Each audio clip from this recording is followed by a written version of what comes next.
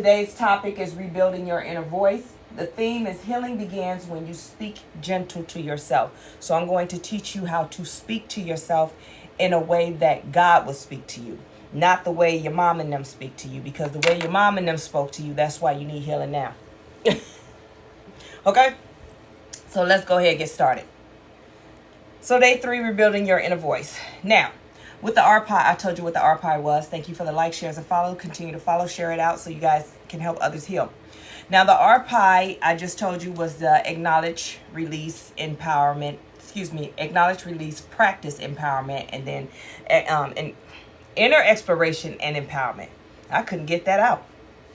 So we're going to practice positive self-dialogue. What does that mean? It means to become aware of your inner voice. You're going to challenge the negative thoughts by questioning the truth. Okay? You're going to question it with the truth.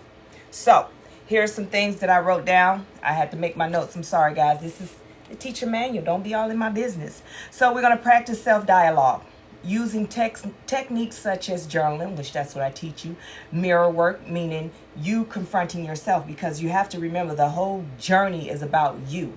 The whole journey to healing and self-love is about you getting you to your true authentic self. It is not trying to get you like someone else or trying to get you in Zen mode it's trying to get you back to your true authentic self. So mirror work, what's the best way to do that is by seeing yourself, a reflection of you. You versus you. You speaking, you looking at what was taught to you that was raised from an environment of toxicity. You're looking at that person, but the person that's standing in the mirror looking at that person is the true authentic you. So every time you see that person, what you're going to do is automatically it's going to come to mind, and you're going to say, oh man, I wish I had a smaller nose, or I wish these dark spots would fade. And then you're going to say, you are beautiful the way you are. You're going to always say something. And I'm going to put this in there. It's something my dad told me. My mom had this big issue with my birthmark. She would always say things, and I was a kid, so she would say things, oh, it's going to be so ugly. Oh, it's going to cover her whole face. Oh, it's going to do these things. And so what I processed as a kid is, oh my God, she called me ugly, and I'm so ugly. This thing is going to be so ugly. But I get emotional talking about my dad. He passed away. That's my best friend. He was my protector from all my childhood trauma. He protected me from. So he would give me that positive, tell me the truth. Like, no, that is called a beauty mark. That is the beauty. That mark is going to, I said, well, mama said it's going to cover my whole face. He said, yes, to show your true beauty. So you see how he balanced me out? And that's what I want you to do to yourself, okay? So that's what that is. Are you going to do deep breathing to foster self-compassion and build resilience? Now, it's all about, what did we say here? Rebuilding your inner voice.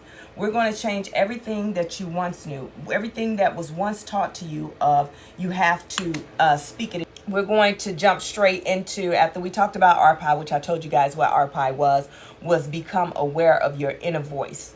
Challenge the negative thoughts by questioning it with the truth. Now, we're going to learn to catch, challenge, and correct negative thoughts. So once you catch it, I want you to challenge it, and I want you to correct the negative thoughts. Well, I'm going to give you a couple of ways of looking at it, but first I want to break down what does all that really mean. Well, it's a core skill for emotional regulations, mindset shiftings, and self-healing.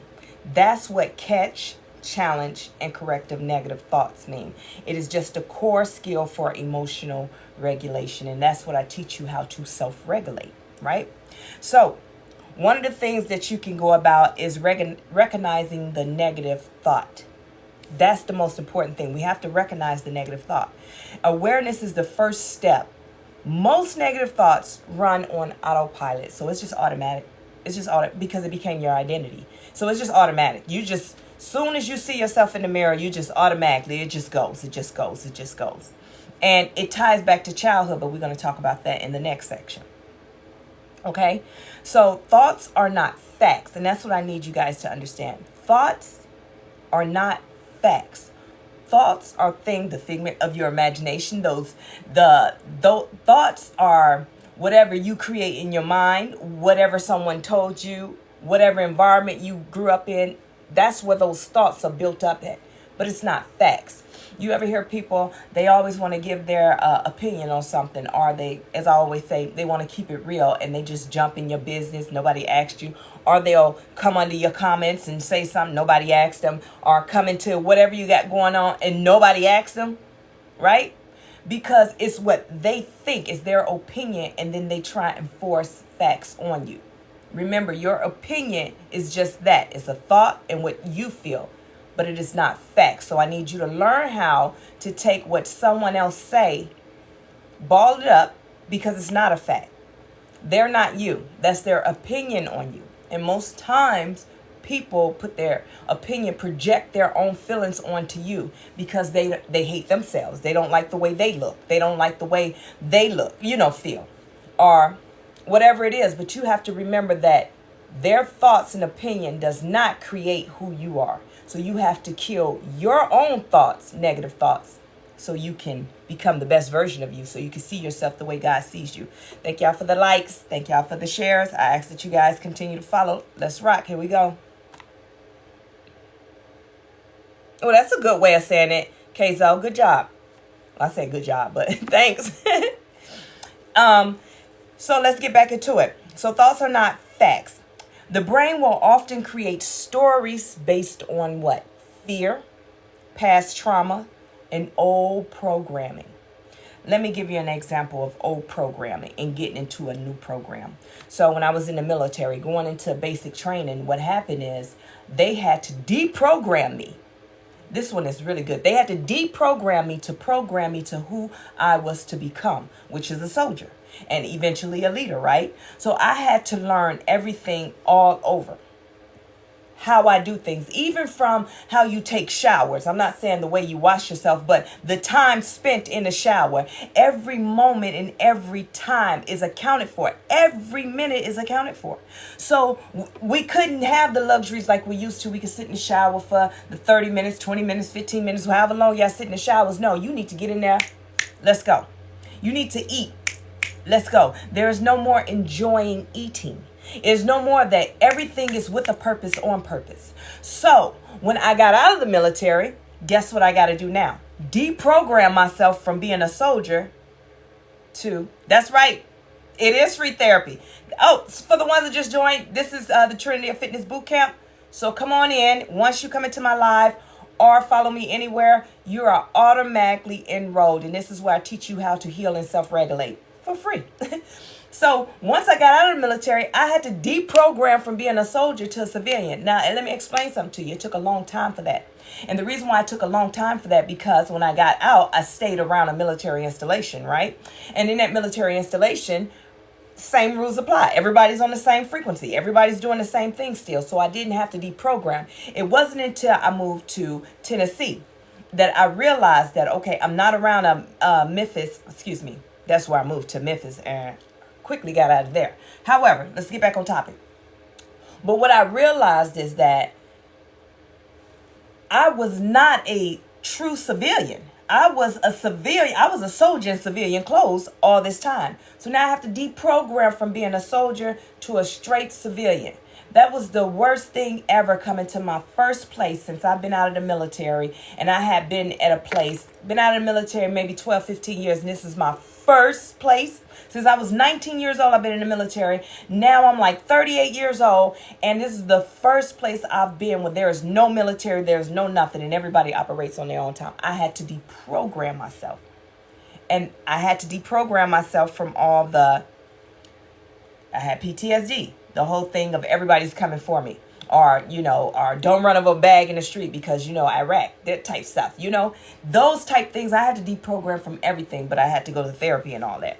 So that's where often we create the stories, our old programming. How do you get out of the old programming? By understanding the environment that you're in right now. So the environment that I'm in right now does not cause for me to walk around here and be nervous all the time. Does not cause me to hurry up, hurry up, hurry up. It does not cause me to, scuff my food down and then get back. In this environment, it's a safe environment, right? That I can enjoy myself. I can have social interactions with people, healthy ones, and not just, hey, no, if you're not a soldier, I'm not dealing with you. I don't mingle with the civilians, that type of thing. So I had to learn those things. I had to get away from the old programming. That was just my experience. I try and use my testimonies to give you an example. So through therapy and self-awareness and cognitive behavioral therapy, this is how I learned how to heal those old thought patterns and those negative thought patterns. So that's how I got here. So, and also with exercise.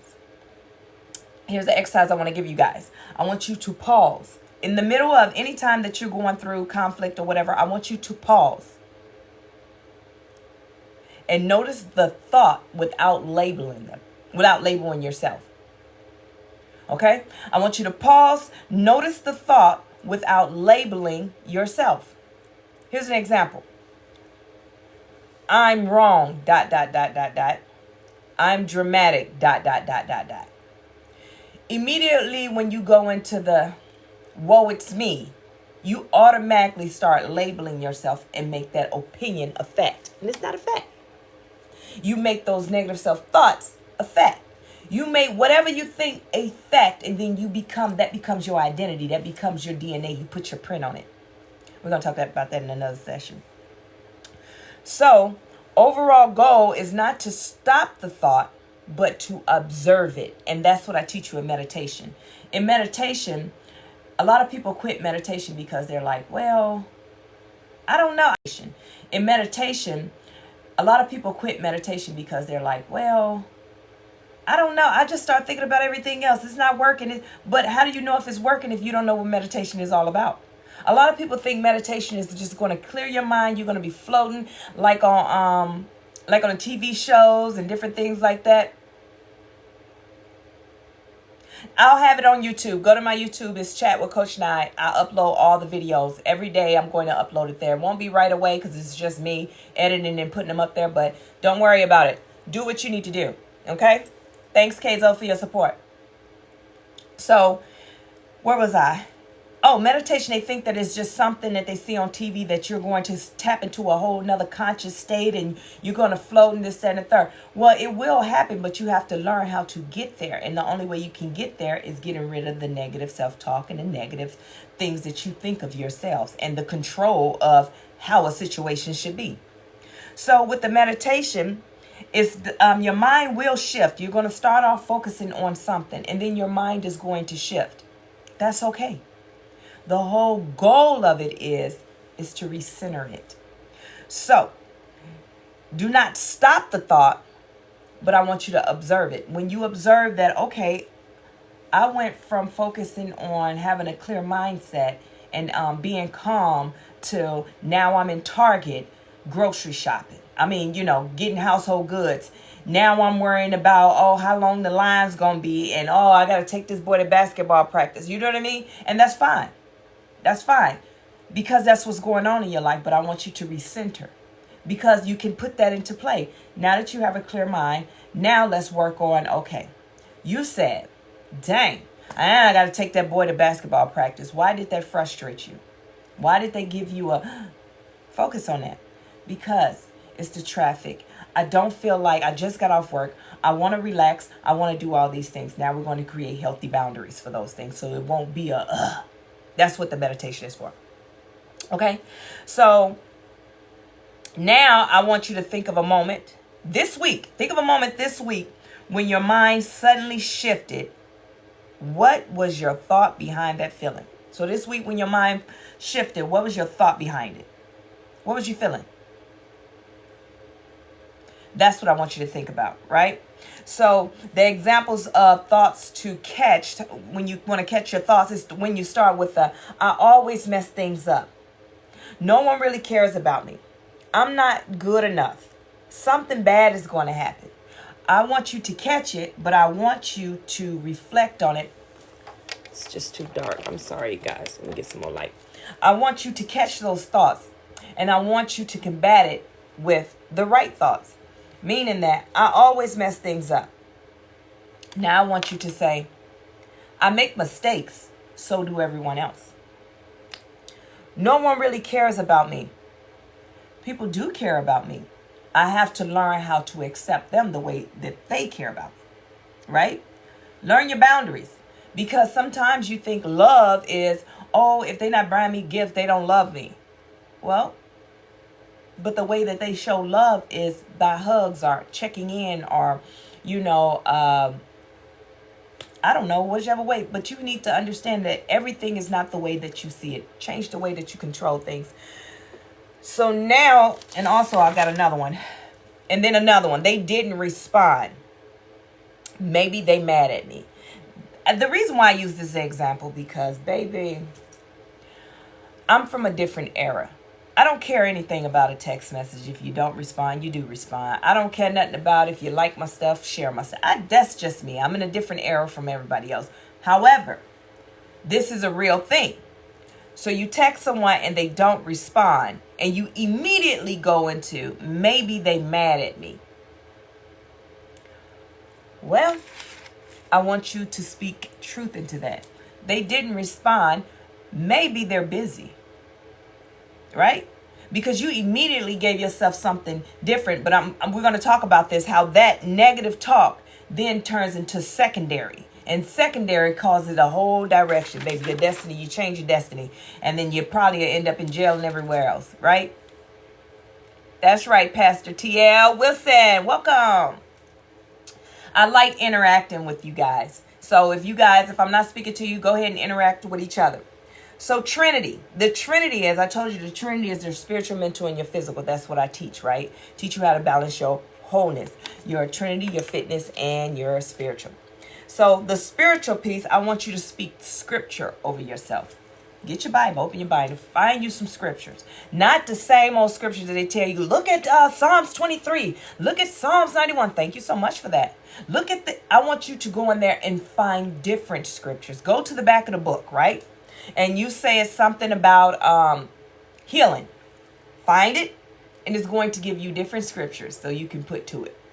Right? So speak scriptures over yourself. But don't just speak them, because a lot of people take the scripture and they take the first 4 words of that verse, and then that's it. But then they don't look at the flip side of it. They don't look at the flip side of it, and then they realize that, oh. So no, I want you to see it, study it, because when you study it, and I'm not talking about just studying and reading over and over to memorize it. I want you to take it back to Hebrew, meaning that this is how you truly study. Take it back to Hebrew, because when you take it back there, you'll get the full, real meaning of what that scripture meant. It's just helpful. That's all. Now, this is how you learn to speak over yourself. Remember, what are we talking about? Rebuilding your inner voice. So now your mind. In your mind, mentally, I want you to rewrite those negative thoughts. Whatever you see, speaking. As one of the examples, what did we use? We used, no one really cares. No, I'm not good enough. You are greatness. Greatness is within you. You can't help but be good. You challenge those things. So, and in your body, posture correction. Learn to, when you're just sitting around doing nothing, think about it. With your body, what is it feeling right now? Release the tension where it needs to be released, but you should be not like this.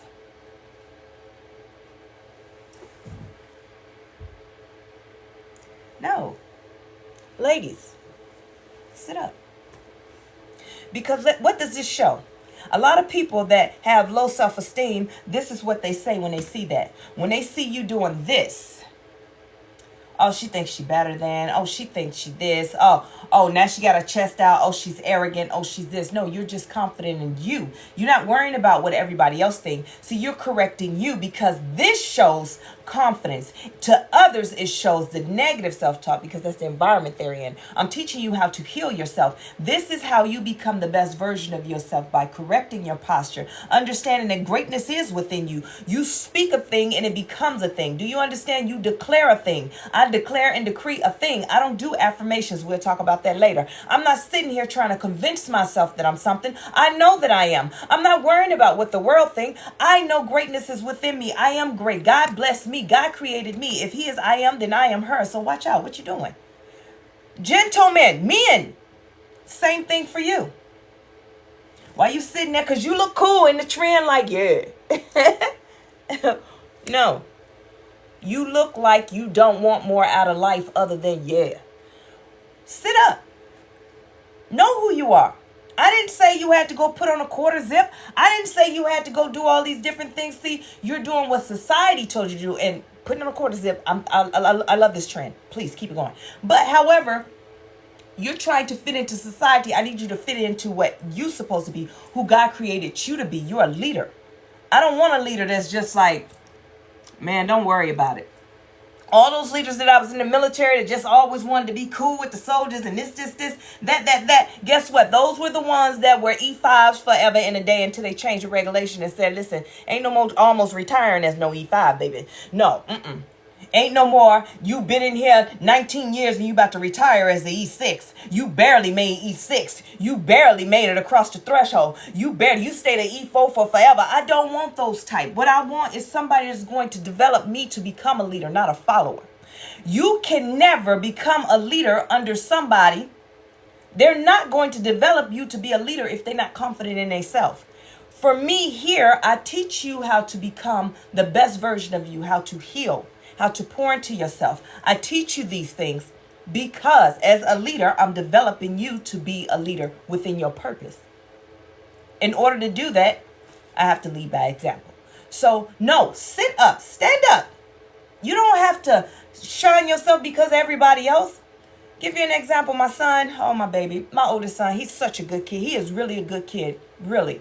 And he got his first ticket and he didn't like it. But I was like, okay, son, it's okay. He was like, but I always wanted to have I didn't want no issues, good driving record. Don't worry about that, son. It's an accident. It was a mistake. And we're going to correct it. Now you know. Some things you can't learn in the book. Some things you have to learn through experience. So let's be grateful you didn't hit anybody. Let's be grateful nothing happened, right? And it wasn't from speeding.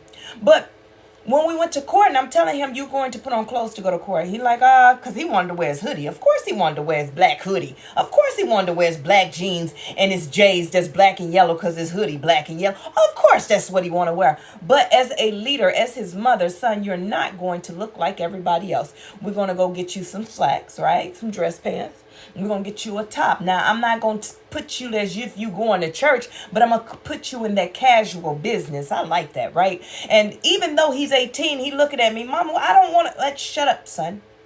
Because what you're doing is now you're going in there as a young man because you're walking into your manhood, right? He's 18. So what you want to do is set the precedent. You're not going to label me because of what you think I should be. You're going to label me because of who I am.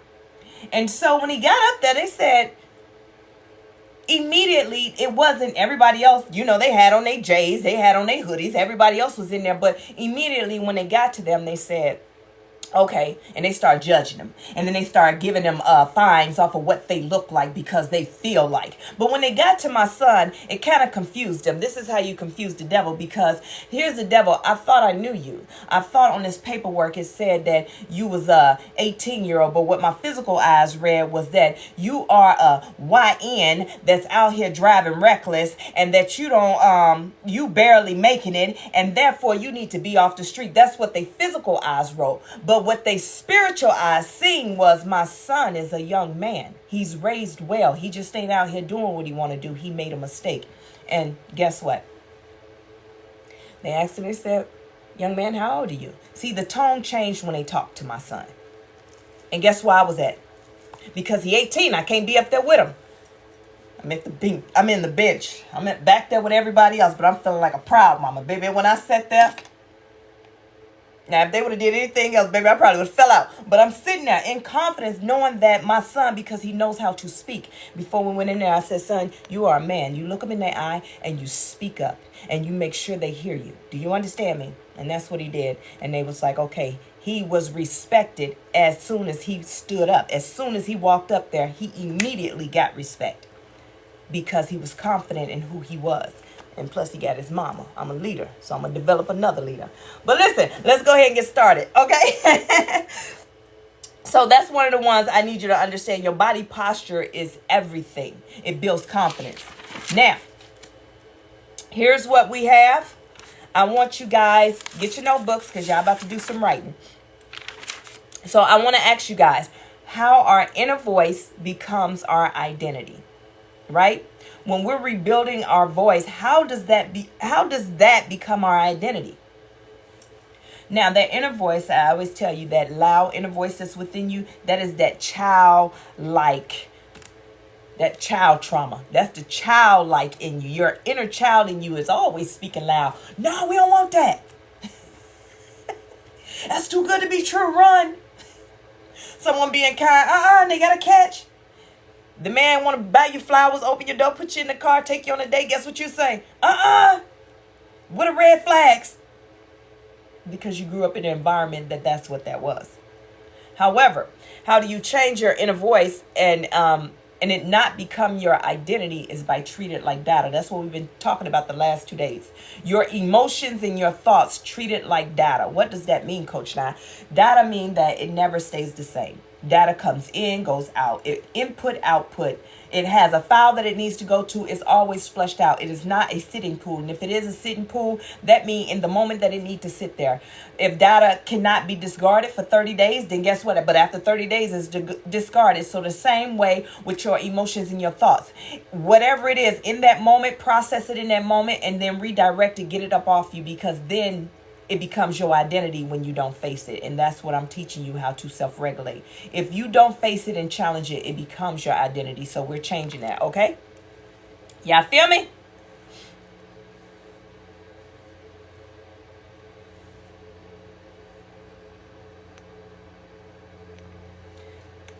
Okay.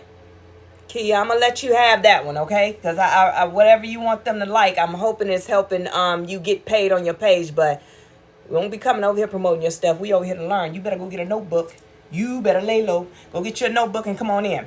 Now, why negative self-talk is spiritual warfare?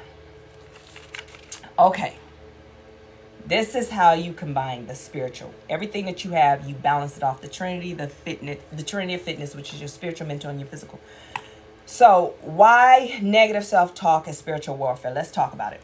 Negative self-talk isn't just a mental battle. It's a spiritual battle because it attacks your identity, purpose, and God-given purpose, your God-given potential. It attacks those things. If you do not correct those negative self-talk, that's how it would affect you spiritually. When you hear, you're not good enough, you'll never grow, why even try? These aren't just thoughts. They are attempts to pull you out of your alignment and your true authentic self. Your whole true authentic self. The whole purpose of the journey and healing is to get you back to your true authentic self, where there is love, where there is peace, where there is joy, what God created you to be. So that negative self-talk, you have to look at it as spiritual warfare, not just physical, not just mental. Thank y'all for the like, shares, and the follow. I ask that you guys follow and share it out.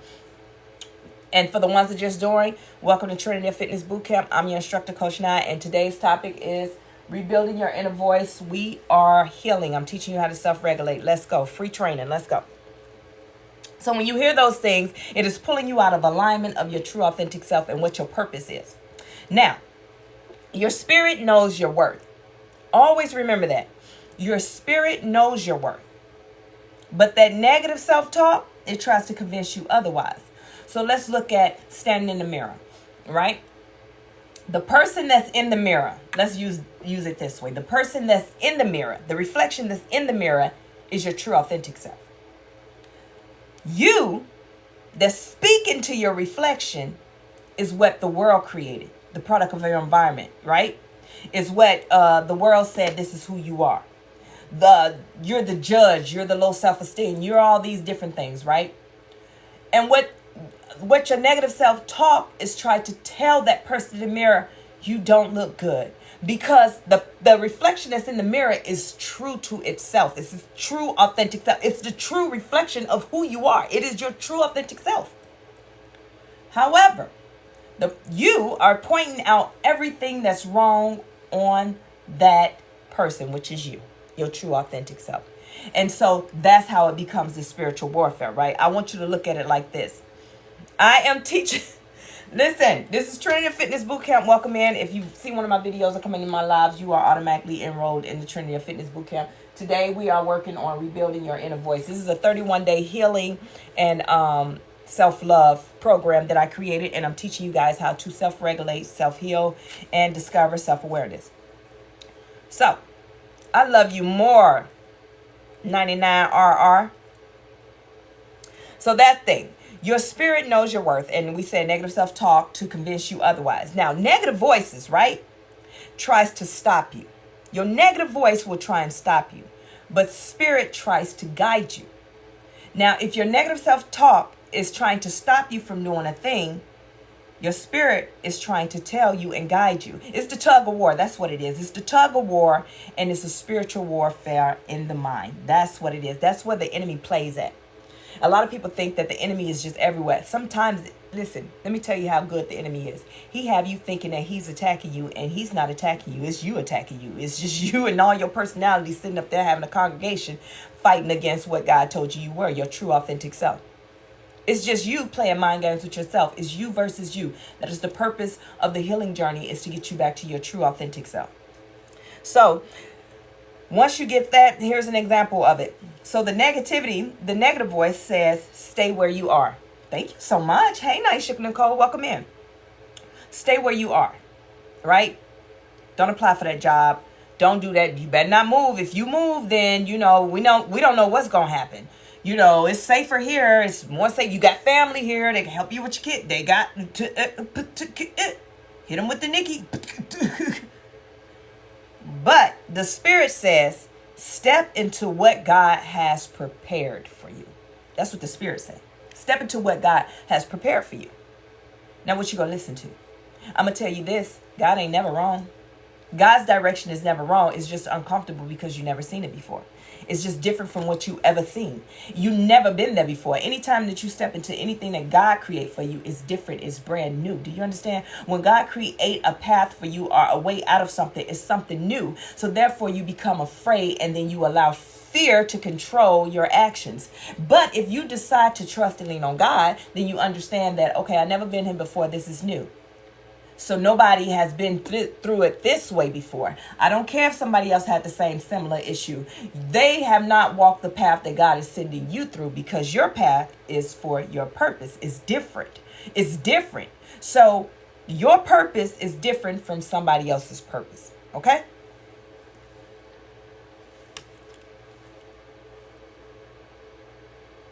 Hey, welcome in. What up, Chicago? So when you're going with God, understand that it's going to be different.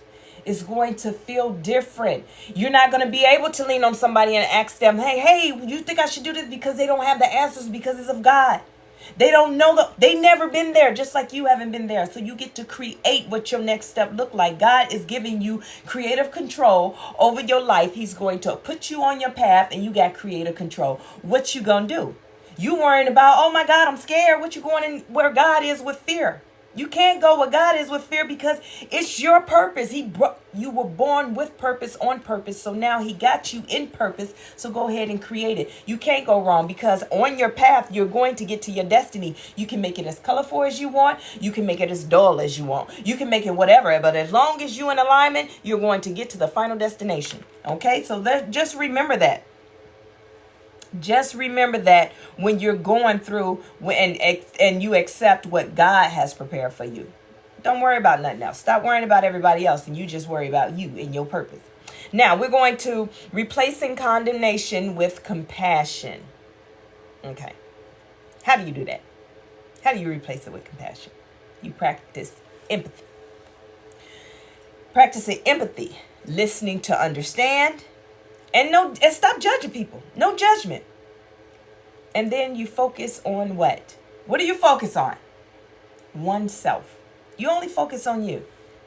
You too busy worrying about what everybody else doing, how everybody else got to the top, how everybody else got their 10K, how everybody else got their 100K, how everybody else video went viral, how everybody else this or that, how this, that, and the third, how this, and then you do the negative self-talk to yourself. I'm not good enough. It's never going to happen for me. It's never going to happen for me. Why is it not happening to me? Look what I do for everybody else, but you don't look at everything that you do for yourself. What do you do for yourself?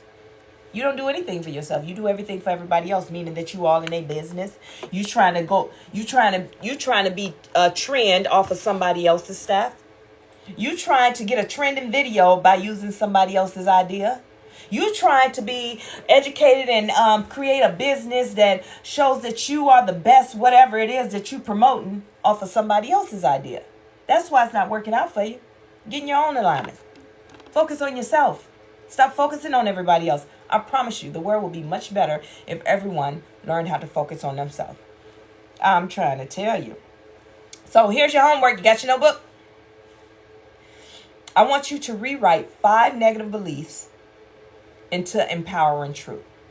So 5 negative beliefs, I want you to rewrite it as empowering truths. One more time. Rewrite 5 negative beliefs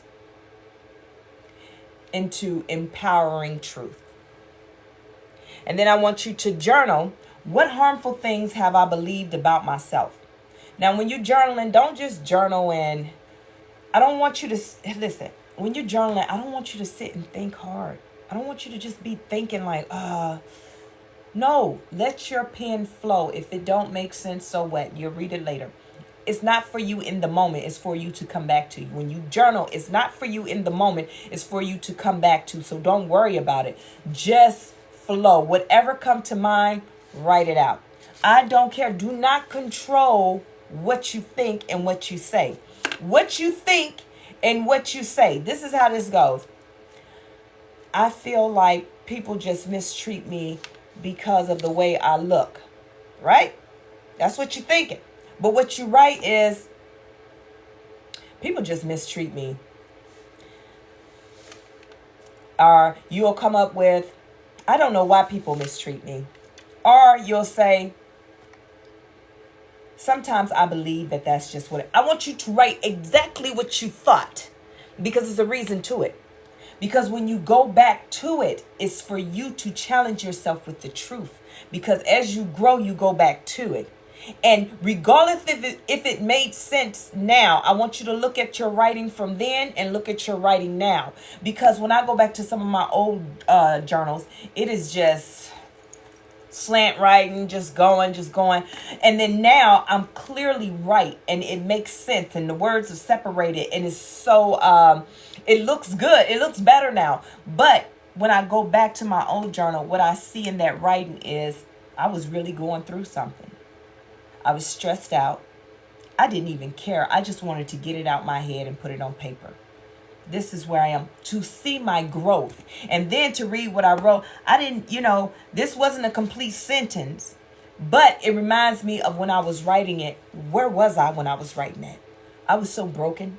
I was so broken that I couldn't even put a complete sentence together because I was so broken. I couldn't even put a whole thought together because I was so broken. And so when you journal, just write, okay? Just write. Just let it flow. Now, as I told you guys, we'll talk about the declarations and the affirmations. I don't do affirmations over here. And the reason why I don't do affirmations over here is because affirmations is you trying to convince yourself that that is a thing or this is going to happen or whatever the case. That is what an affirmation is. It's trying to convince you. And a lot of people never cross over to believe in it because they stay in the affirmation constantly saying, I am great. I will be great. I will be great. I will treat myself right. I will. I am money. Money comes to me easily. Money comes to me easily. I want.